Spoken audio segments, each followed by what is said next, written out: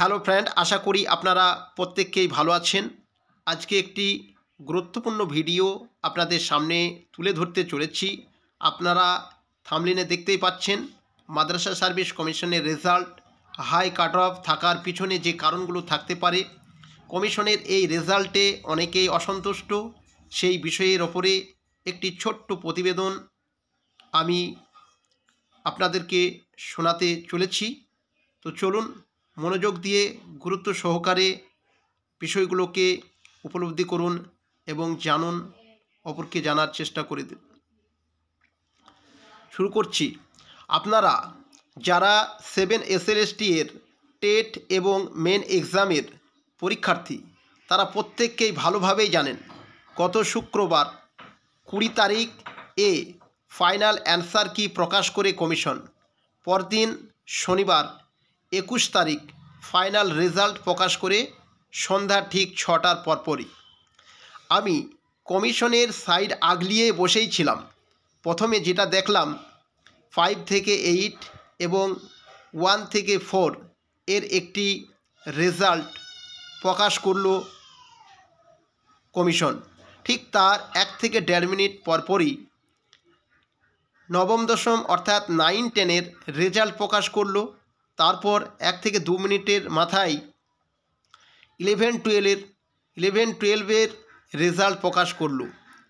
এবার রেজাল্টগুলোতে যা দেখলাম, তাতে কেবলই subject wise roll number, ID number দেওয়া আছে।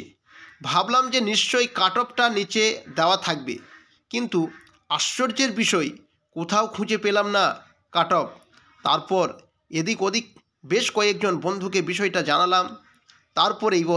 তারপরেই আমার মাই ডিয়ার স্টুডেন্টদের কাছ থেকে যখন জানতে পারলাম যে তারা কেউ 72, কেউ 78, কেউ 76, কেউ 79, ঠিক এই পর্যায়ের একটা নাম্বার পেয়ে তারা আমাকে জানাচ্ছে, স্যার আমাদের হয়নি। তারপরই আমি আশ্চর্যভাবে অবাক হয়ে গেলাম। সোশ্যাল মিডিয়ায় ভাইরাল হতে শুরু করলো, ইতিহাসের ক্ষেত্রে নাকি 81.5 কাট অফ যারা ক্লিয়ার করেছে তারাই কেবল ইন্টারভিউতে ডাক পেয়েছেন। আমি আরও অতি আশ্চর্যভাবে অনুভব করলাম যে 90 মার্কে এক্সাম হলো, মাত্র 90 মার্কে এক্সাম হলো, যেখানে নাকি দুটো ভুলে 1 নাম্বার প্রাপ্ত নাম্বার থেকে বাদ দেওয়া হবে। আর প্রশ্নপত্র যেমনটা এসেছিল, সেখানে ধরে নিলাম 60টি প্রশ্ন কম বেশি সকলেই করে ফেলবে। বাকি যে 30টা প্রশ্ন রইল, ধরে নিলাম যারা একটু ভালো পড়াশোনা করেছে তারা আরও 15টা প্রশ্ন এদিক ওদিক থেকে ঘষে চলে আসবে। তবুও সেখানে তাদের মনে একটা ভয়ের সঞ্চার ঘটবে, কেননা নেগেটিভ পয়েন্টের চিন্তা কাজ করবে। বাকি যে 15টি প্রশ্ন থাকছে, ধরলাম যারা খুবই মেধাবী ছাত্র, যারা সব সময় ইতিহাস বিষয়টাকে নিয়ে চর্চা করে, খুবই মেধাবী ছাত্র, তারা আরও 5টি প্রশ্ন গোল করে চলে আসবে। কিন্তু শেষ যে 10টা প্রশ্ন তারা ছেড়ে দিতে বাধ্য, বিশেষ করে দুটোতে 1 নাম্বার নেগেটিভ থাকার কারণে। যত ভালোই ছাত্র হোক না কেন, তার এই নেগেটিভ দুটো প্রশ্নতে 1 নাম্বার প্রাপ্ত নাম্বার থেকে বাদ যাওয়ার কারণে তার মনের ভেতরে কিন্তু একটা তোলপাড় শুরু হবে। এবার ভাবুন, এমন কোনো লাল আছে যে বুক ফুলিয়ে বলতে পারবে আমি নেগেটিভ থাকা সত্ত্বেও 88 থেকে 90 নাম্বার পাবো? এমন কোনো ছাত্র আছে যে নেগেটিভ থাকা সত্ত্বেও তারা এত 90-এর মধ্যে এই 88 থেকে 90 নাম্বার তারা পাবে? এই 80+ নাম্বারকে তারা টপকাতে পারবে? আমারই জানা এমন ছেলে আছে যারা মাধ্যমিকে, উচ্চ মাধ্যমিকে, BA MA তারা ইতিহাসে 80 থেকে 90 নাম্বার পার করেছে। আমি লকডাউনের কথা বলছি না, আমার আগের যে কথাগুলো সেগুলো আমি বলছি। লকডাউনের সময় নাম্বার অনেক হেরফের হয়েছে, সেটা প্রত্যেকেই জানে। কিন্তু সেদিকে আমি যাচ্ছি না। আমার সময়ের কথা যেগুলো আমি বলছি, যারা লকডাউনের আগে তারা কিন্তু 80 থেকে 90 পর্যন্ত নাম্বার পেয়েছে, কিন্তু সেই সময় নাম্বার তোলাটা কতটা কঠিন ছিল আমরা প্রত্যেককেই কম বেশি জানি। তারা পর্যন্ত একটি কম্পিটিশন এক্সাম যখন চলে আসে সামনে, তখন 60% নাম্বার তুলতে তারা হিমশিম খেয়ে যায়।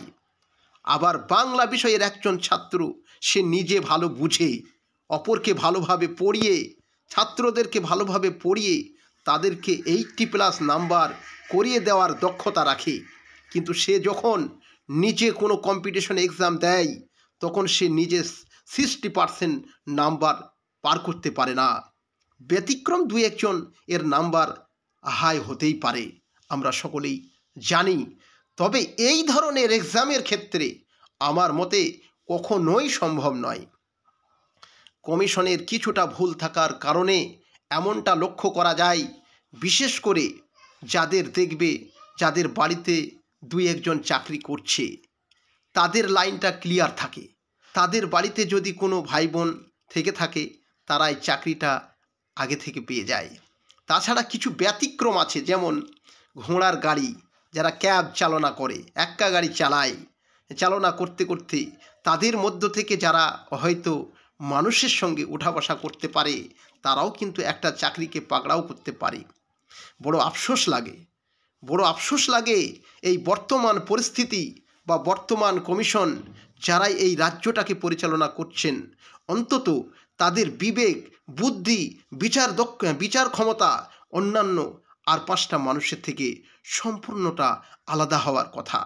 তারা জানে এই পশ্চিমবঙ্গের অবহেলিত, লাঞ্ছিত, পদদলিত, অসহায় মানুষের কথা। তবু কথাই বলে না, একটা প্রবাদ বাক্য আছে, কাঠের দেবতার কথা আমরা সকলেই জানি, আর কিছু বললাম না।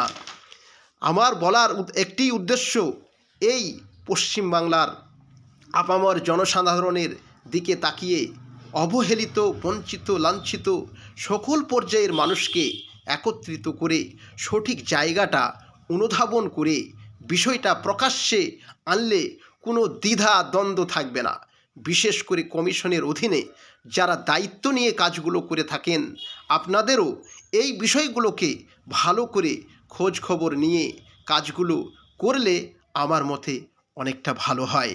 সর্বশেষে একটা কথা বলতে চাই, যে সমস্ত পরীক্ষার্থীরা এবারে অকৃতকার্য হয়েছেন, তাদের উদ্দেশ্যে আমার যে মত, তা হলো, আপনারা জানেন বা বুঝেন, এই পরিস্থিতিতে দাঁড়িয়ে অযথা ভেঙে পড়বেন না।